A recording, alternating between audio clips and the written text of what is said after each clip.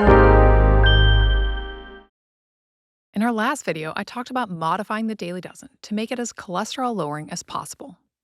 How might we tweak the spices entry? It already starts with a quarter teaspoon of turmeric. Amla, dried Indian gooseberry, may decrease LDL cholesterol by 25 points in 12 weeks. Now, this was using an amla extract, which might equal about a half teaspoon of amla powder a day. Straight amla powder has also been tried. A third of a teaspoon a day may decrease LDL as much as 30 points, or more, in both people with diabetes and without. So let's add amla to the list. The spice sumac is another powdered berry. 1 or 2 grams a day can lower LDL by around 9 points.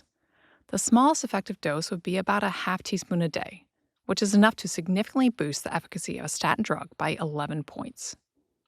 Note that sumac is in the cashew and mango family, so if you have an allergy to those, you may be allergic to sumac. But if not, you can add that too. Dozens of randomized controlled trials involving thousands of participants found significant cholesterol benefits with nigella seeds, also known as black cumin seeds, with whole powdered seeds more effective than just extracted black seed oil. And one study suggesting that whole unground seeds are also better than the powder.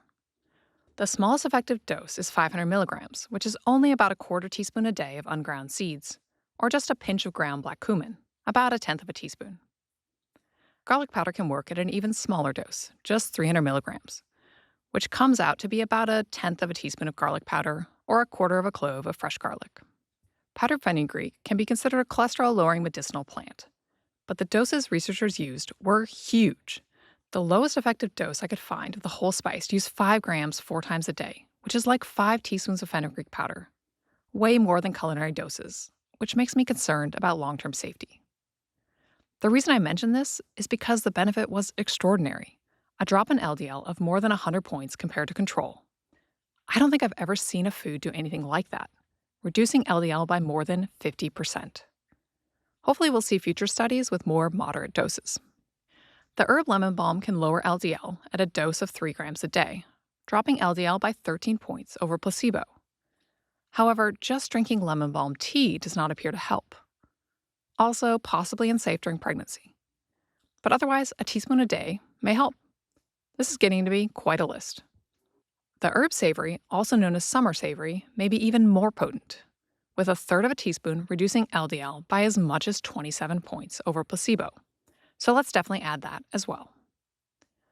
Obviously, you can just pick and choose whichever you enjoy. But if the goal is to get our LDL as low as possible, using every possible safe, simple solution, how might we easily, conveniently get as many of these as possible? That's exactly what Dr. Greger will cover in the final video of this series next.